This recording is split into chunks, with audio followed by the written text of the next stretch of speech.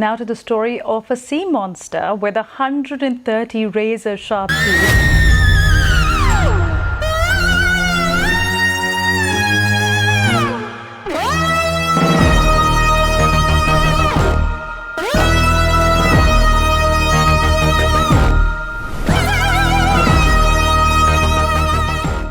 The Euphrates did not begin to alarm people because of a rumor.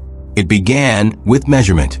From orbit, gravity mapping satellites and Landsat imagery recorded freshwater loss across the Tigris-Euphrates basin on a scale that hydrologists compared to the volume of the Dead Sea, while reservoir photographs in Iraq showed shorelines pulling back and mudflats widening where open water had stood only a few seasons earlier. This is not a minor stream in a forgotten valley. This is the Euphrates, the river named in Genesis as a boundary of promise, and in Revelation as a boundary of release. When a river like that starts shrinking under satellite surveillance, every exposed ledge, every new contour in the mud, every dark cut in the bank immediately carries more than geology. It carries memory, it carries fear, and it carries the old suspicion that when water retreats from an ancient line, it may be uncovering more than stone. NASA Earth Observatory, NASA JPL Bible Gateway. For centuries, the Euphrates has stood in two registers at once. On a map, it is a corridor of agriculture, dams, state borders, canals, pumping stations, military roads, and exhausted villages. In Scripture, it is also a line of waiting, a named threshold where divine chronology and human history appear to touch. That is why every image from this river now lands with force. A bare slope in Anbar, a carved opening near Tabqa, a staircase descending into rock, a waterline staying high on stone. If that collision between visible fact and inherited warning hits something deeper in you, say so plainly in the comments and stand with the people who are still tracking what is changing along this river. Not to feed panic, not to feed fantasy, but because attention matters when a place that has carried prophetic weight for millennia begins to physically change in front of cameras, satellites, and field teams. Bible Gateway, Bible Gateway. In Iraq's western Anbar province, one of the clearest physical breaks came when drought pulled the Euphrates down far enough for archaeologists to walk ground that had been drowned since the mid-1980s. NPR's field reporting described a reservoir shrunk by about 90%, ancient buildings emerging from the riverbed, and cliffs that had once been submerged now showing pre-Christian tombs carved directly into the rock face. That is the first hard layer beneath the viral noise. Not an angel, not a creature, a measurable drop in water, a specific stretch near the Syrian border, an exposed funerary architecture that had been hidden by state-controlled flooding for decades. The method was not folklore. It was direct field observation following drought, supported by photography and planned rescanning. The textual mirror people keep rushing toward is Revelation 9, but the physical object in the frame is a tomb mouth cut into Euphrates stone. NPR Bible Gateway. Farther upstream in northern Syria, the same recession exposed another line of chambers beside Lake Assad, behind the Tabqa Dam.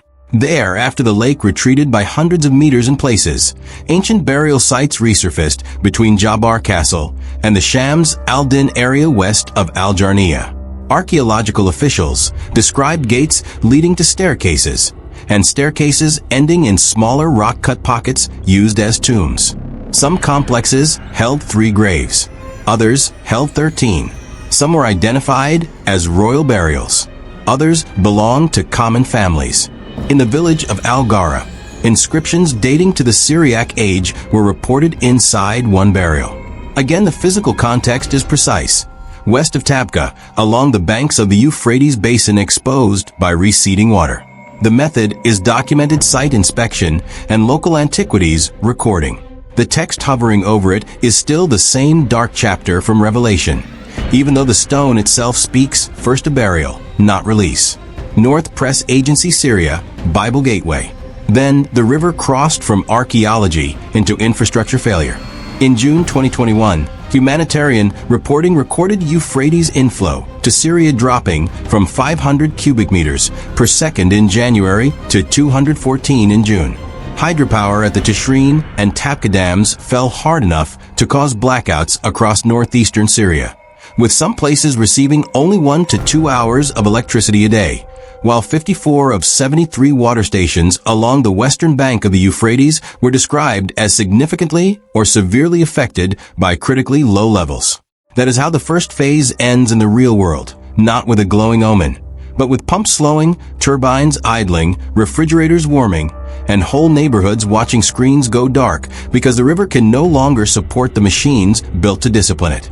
The barrier between ordinary crisis and something heavier is crossed the moment a prophetic river begins shutting down modern systems. Relief Web, Atlanta Council. What crews and residents saw on the newly exposed banks was not cinematic. It was harsher than that. Mud dried into scales. Salt and silt clung to cut stone. A crumbling arch stood half-lapped by brown water, where fishermen said the river was only 3 to 4 feet deep. On the Anbar cliffs, the openings of pre-Christian tombs looked less like doors than wounds cut into the face of the bank. Some chambers had been battered by years of submersion. Their edges were softened. Their interiors were dark with mineral staining. This matters because a claim becomes dangerous when viewers stop looking at material detail. The exact context here is a cliff line and former reservoir edge on the Euphrates in Anbar. The method was direct inspection by archaeologists and local witnesses after drought exposure. The textual echo that many hear is not from an excavation report, but from a verse about angels bound at the great river. NPR, Bible Gateway.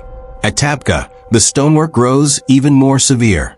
The burials were made by drilling a large hole in the rock and cutting smaller side pockets from it, each pocket assigned to bodies and, in some cases, possessions buried beside them. Archaeological officials said the forms varied, some resembling Roman style, others Byzantine, with Christian features visible in their design. There is a gate. There is a staircase. There are multiple compartments. There are inscriptions. There is no need to force drama into this. The geometry is already stark enough. These were not places for domestic life. They were engineered voids beside the Euphrates, opened again only because the water withdrew. The exact physical context is 25 to 30 kilometers west or northwest of Tapka along the reseeded lakeshore. The method is site documentation and antiquities patrols. The textual mirror, if one insists on one, is not triumph but confinement. North Press Agency Syria, Bible Gateway. The most unsettling artifact in the Iraqi reporting was not a carved idol or a metal relic. It was the human trace scattered through a drying landscape before any full scientific recovery could begin. Fishermen described finding clay jars, old bones, coins, and even gold jewelry when the water first receded. Archaeologists worried at once about looting, because in Anbar only 10 guards were said to be protecting vulnerable sites across the province. That detail changes the emotional weight of the scene. A riverbed is opening. Tombs are visible. Bones and valuables are appearing. And the first race is not between science and mystery, but between documentation and theft. The physical context is the exposed banks and shallow reaches of the Euphrates in Anbar. The method is local field collection and on-site archaeological observation. The textual shadow is still the same one that internet preachers prefer to cast over every bone uncovered near this river. NPR, Bible Gateway. The psychological wall rises because the architecture refuses to behave like random erosion. A staircase cut into rock implies intention. A gate implies restriction. Burial pockets branching from a central cavity imply planned use over time. When online narratives claim a fallen angel has been found beneath the Euphrates, they exploit this exact visual grammar. A viewer sees a descent, a chamber, a sealed darkness, and the mind rushes to imprisonment. That reaction is understandable. It is also where discipline is required. The exact site being described in the Syrian reporting is a funerary complex adjacent to the Euphrates Basin west of Tapka, documented by local archaeological authorities. The tool is site inspection, not supernatural detection. The ancient text that most directly mirrors the language of restraint is Jude 6, with its line about beings reserved in everlasting chains under darkness, which is why the imagery hits so hard when paired with rock-cut graves. North Press Agency, Syria, Bible Gateway. There's also a deeper geological wall under the visible tombs. A recent Iraqi Geological Journal study used ground-penetrating radar in Najaf to investigate a secondary channel of the ancient Euphrates Valley. The scans traced buried cross-sections showing river widths of up to 195 meters, a valley depth of 11 meters, multiple developmental stages, burial layers on the valley shoulder, and signs of a flood phase in the old channel. This is a crucial correction to the fevered versions of the story.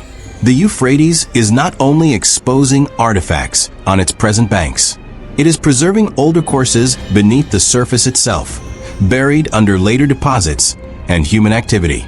The exact context is 2 survey sites in Najaf Governorate. The method is GPR profiling and 2D data processing. The textual counterpart is Genesis 15 verse 18, because the river named there has never been a single fixed line. It shifts, expands, retreats, and leaves memory behind in layers. Iraqi Geological Journal, Bible Gateway. This is where the documentary must say something plainly.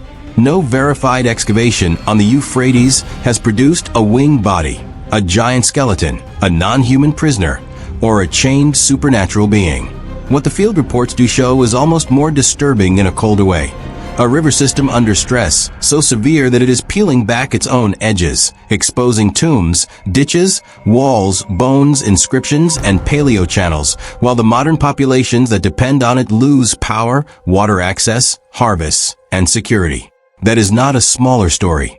It is the real one. The physical context stretches from Anbar to Tabqa to Najaf, always on or directly adjacent to the Euphrates system. The methods are satellite hydrology, archaeology, and GPR. The ancient texts people use to interpret it are Revelation 9, 2 Peter 2 verse 4, and Jude 6. NPR, Iraqi Geological Journal, Bible Gateway. So the pivot is not from home to temple. It is from exposure to containment. The strongest verified structures emerging beside the Euphrates are not houses and not shrines. They are systems built to hold what should not be left in the open. Bodies, family dead, grave goods, inscriptions, and memory.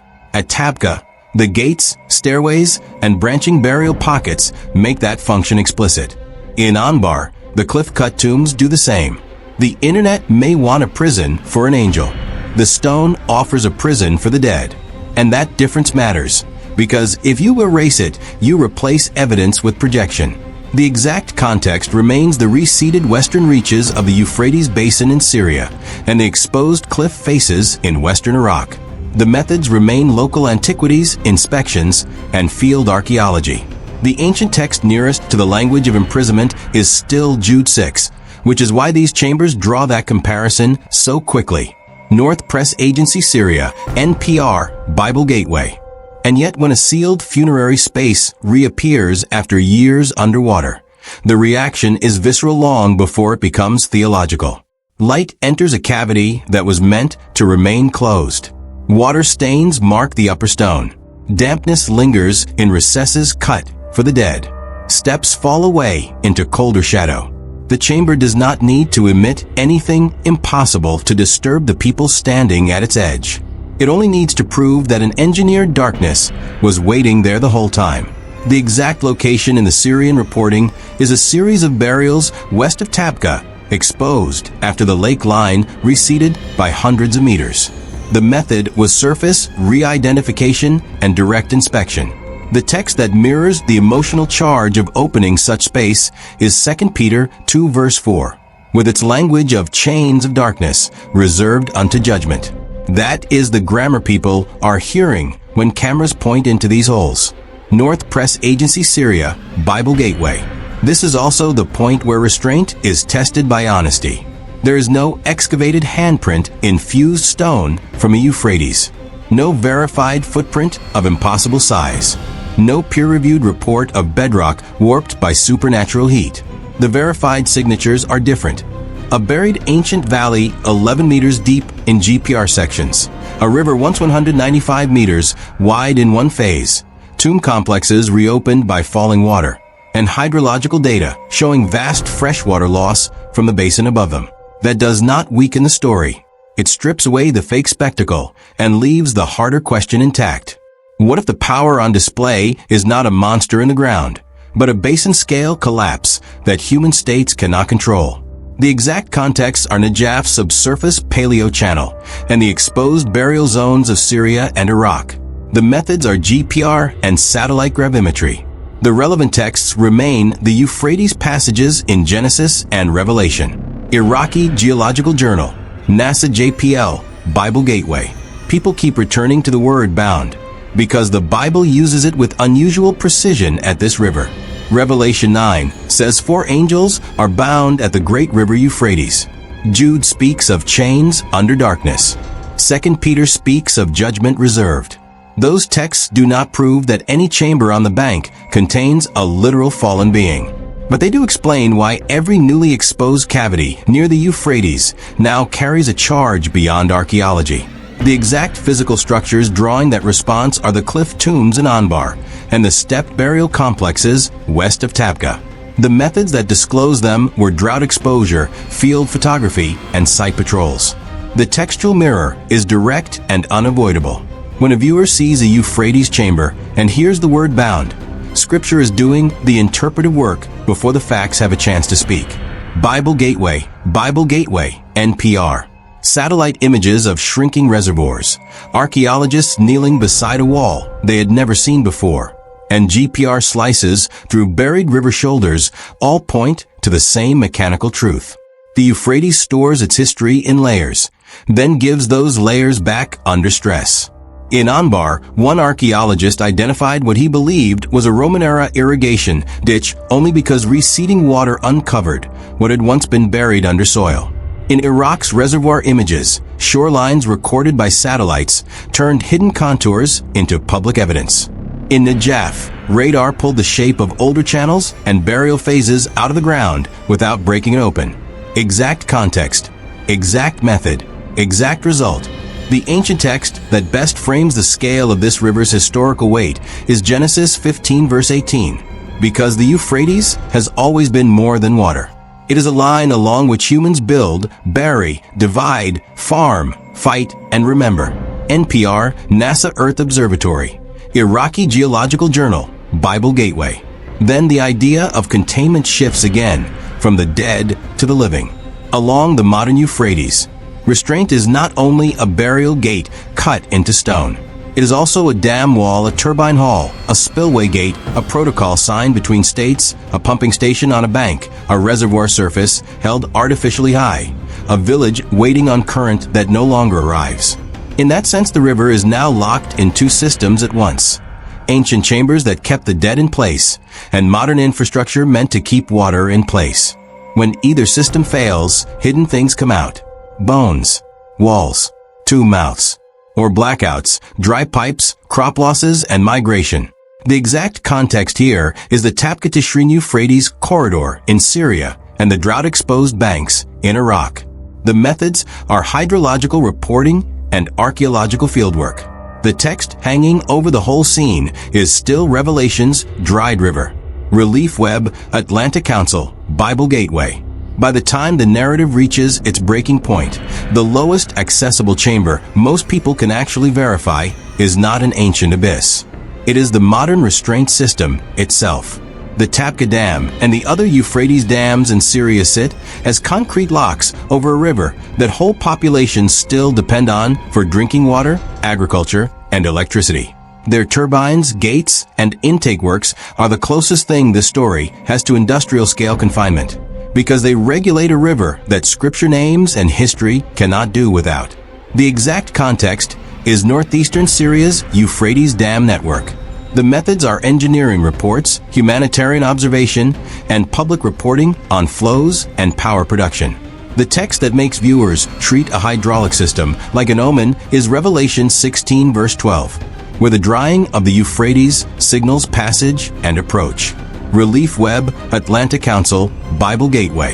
And then, above ground, restraint does visibly loosen. In the latest flood reporting from Syria, authorities opened some gates at the Euphrates Dam to reduce pressure after heavy rain. State media said roughly 1,800 cubic meters of water per second were moving through, and warned that river levels could rise by about 2 meters. This is the hard, mechanical version of a chain snapping, not a supernatural shackle in a cavern, but a gate in a concrete dam, releasing volume into a channel already loaded with fear, history, and rumor. The exact context is the Euphrates downstream of the dam in Raqqa and Deir el-Zur provinces. The method is operational gate management and observed flood response. The textual mirror, again, is a river associated with release. AP News, PBS NewsHour, Bible Gateway. What moves next is not a giant silhouette. It is the river itself entering human space without permission. In Raqqa, a restaurant hall took on enough water for fish to be seen swimming inside. Refrigerators failed. More than 200 chairs on the river's edge were washed away. A woman living in a tent at the bank said much of her belongings vanished when the flood began early in the morning. That is the active threat that can be verified on this river right now. Not a humanoid shadow in a cave. A hydrological system so unstable that it can expose tombs in one season and drive fish across the floor of a restaurant in another. The exact context is the Euphrates banks in Raqqa province. The method is direct witness reporting and flood observation. The text haunting the scene is still the river's apocalyptic role, but the force in frame is water. AP News, PBS NewsHour. The place where feeds really collapse is less glamorous and more serious. Low Euphrates flow has already knocked out electricity, reduced turbine output, and limited water pumping across broad stretches of northeastern Syria. When power falls to 1 or 2 hours a day, the modern field of screens, sensors, refrigeration, treatment systems, and communications begins to fail by degrees. That matters because many viral videos thrive in those blind zones. A dark tunnel, a broken image, a fragment of audio, a claim that something moved just before the signal died. But the verified breakdown here is infrastructural. The exact context is the Euphrates-linked power and water network under drought conditions. The methods are humanitarian assessment and energy reporting. The ancient text that people rush to overlay on those failures is Revelation 9, but the first collapse is electrical, not metaphysical. Relief Web, Atlantic Council, Bible Gateway. At the same time, the land around the river keeps showing how narrow the margin has become. Flooding along the Euphrates is described as rare in Syria since upstream dams were built, which is exactly why recent rises drew such urgent warnings for residents to move cattle and families inland. After the February 2023 earthquake, rumors spread that major Euphrates dams had cracked or were failing, but local authorities stated that the 3 major dams on the river were safe and functioning normally. That contrast is telling. Above ground, the public feels vibration, sees water shift, hears rumor, and assumes rupture. Under official review, the major structures remain intact. The exact context is the Euphrates corridor in northern and eastern Syria. The methods are emergency assessment, public reporting, and engineering inspection. The text hovering over every rumor is still the same one about things being loosed at this river. AP News, Syria Direct, Bible Gateway. So the broken restraint, in verified terms, is not a chain hanging from a cavern ceiling. It is a broader failure of balance. Less rain, more evaporation, lower inflow, groundwater pumping, political friction between upstream and downstream states. Dams built to stabilize life now operating under abnormal stress. Banks opening to reveal tombs 1 year, then floodwater pushing into homes the next. The exact context is still the Euphrates and the land directly attached to it. The methods are hydrology, archaeology, emergency reporting, and energy assessment. The text that turns this into a watchword for millions is Revelation. But the evidence in hand points to ecological and political instability rather than the unsealing of a literal subterranean prisoner. NASA JPL, Atlantic Council, AP News. Now the evidence has to be widened to the scale of the basin itself. NASA's GRACE mission found that from 2003 to 2009, the Tigris-Euphrates region lost about 117 million acre-feet, or 144 cubic kilometers of stored freshwater, with about 60% of that loss attributed to groundwater pumping. Researchers called it one of the fastest rates of groundwater depletion on Earth. Those numbers matter because they turn the Euphrates from a local curiosity into a basin-wide warning signal. The exact context is the transboundary system covering parts of Turkey, Syria, Iraq, and Iran. The method is satellite gravimetry, measuring changes in Earth's gravity field caused by shifting water mass. The textual mirror is Revelation 16 verse 12, not because the verse explains the hydrology, but because it explains why millions react to the hydrology as if a clock has started. NASA Earth Observatory, NASA JPL Bible Gateway. Add geopolitics and the pressure intensifies. Analysis of Syria's crisis notes that Turkey contributes about 89% of the Euphrates' annual flow, and that the downstream water reaching Syria has fallen far below the 500 cubic meters per second long associated with bilateral expectation, at points dropping to roughly 200. The result is not abstract. It hits electricity, irrigation, drinking water, and local stability at once. The exact context is the cross-border Euphrates corridor from Turkey into Syria and onward to Iraq. The methods are hydrological records, policy analysis, and dam performance reporting. The textual counterpart is Genesis 15 verse 18 on one end of the biblical arc and Revelation 16 verse 12 on the other, because this river has always been read as both boundary and signal. Atlantic Council, Relief Web, Bible Gateway, Bible Gateway.